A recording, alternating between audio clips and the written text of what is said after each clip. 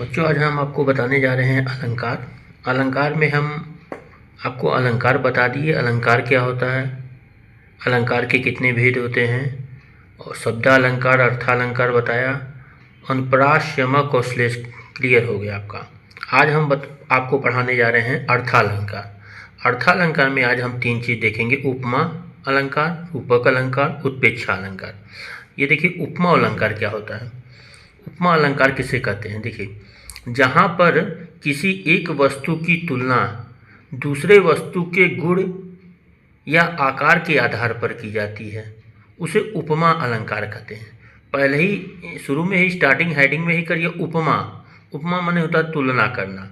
तो जब यहीं से क्लियर है तो परिभाषा आपकी क्लियर हो गई कि किसी एक वस्तु की तुलना किसी दूसरे वस्तु से की जाए।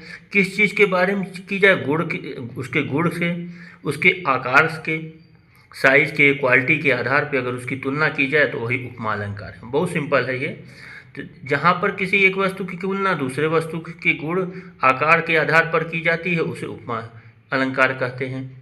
उपमा का अर्थ ही है कि तुलना करना किसी से। जैसे देखिए, अब इसमें 2 चीज़ और होती है उपमा अलंकार में: उपमेय तथा उपमान। इसमें अलंकार जब भी उपमेय तथा उपमान को जरूर देखेंगे। उपमेय क्या आता है, उपमान क्या आता है, ये इंपॉर्टेंट है। अक्सर कन्फ्यूजन बच्चों के रह जाता है। उपमेय उसे कहते हैं जिसकी तुलना की जाए।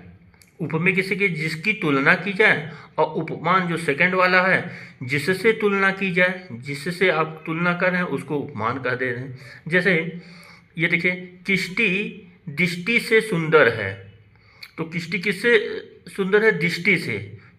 तुलना किससे हो रही है? किष्टि की दृष्टि से। तो किष्टि हो गई उपमेय और दृष्टि हो गई उपमान। अब देखिए, बहुत सिंपल है। किष्टि दृष्टि से सुंदर, तो तुलना किससे हो रही है? दृष्टि से हो रही है। फिर देखिए यहाँ पे जैसे इम्पोर्टेंट, ये देखिए, जैसे मुख चंद्रमा सा सुंदर है। अब मुख किस तुलना किससे की जा रही है? चंद्रमा से। तो ये एक हो गया उपमेय, दूसरा हो गया उपमान। कभी कभी एग्जामिनर उपमेय उपमान को भी पूछ देता है कि इसमें उपमेय बताइए, उपमा में। ये हम बाद में आपको डिफाइन करेंगे जब पढ़ाएंगे उपमेय, तो उसको ये भी चेक करने के लिए पूछ लेता है। अब देखिए, कर कमल सा कोमल है। अब कर कमल सा, अब देखिए, कर माने होता है हाथ। कर की तुलना किससे कर रहे हैं? कमल से। जो हाथ है वो कमल की तरह कोमल है, तो इसकी तुलना इससे की जा रही है। कर की, हाथ की तुलना कमल से की जा रही है। तो एक उपमेय हो गया, दूसरा उपमान होगा। तुलना करना। पीपर पात सरिस मन डोला। देखिए, तीसरा क्या करा? पीपर पात सरिस मन डोला। पीपर माने पीपल के पेड़, पात माने पत्तल, सरिस माने हवा के मन की तरह डोल गया। जो पीपर के पत्ते हैं, हवा, जो हमारा मन है, पीपर पात मतलब पीपर के पत्तों की तुलना मन के डोलने से कर रहा है। तो यहाँ पे भी तुलना है।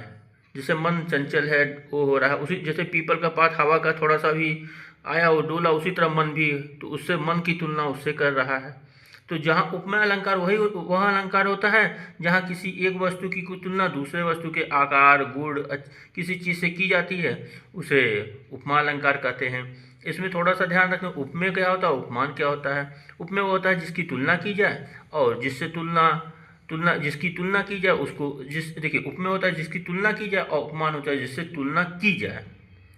एक तो है जिसकी तुलना की जाए, जैसे किष्टि दृष्टि से सुंदर है, तो किष्टि उपमेय हो गई, दृष्टि उपमान हो। एक तो तुलना, जिसकी तुलना की जाए, और जिससे, जिसकी और जिससे, इसमें दोनों पर देखा जाता है।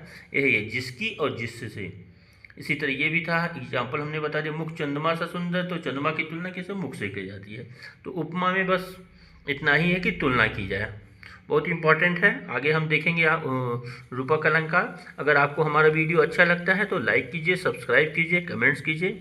बहुत बहुत धन्यवाद।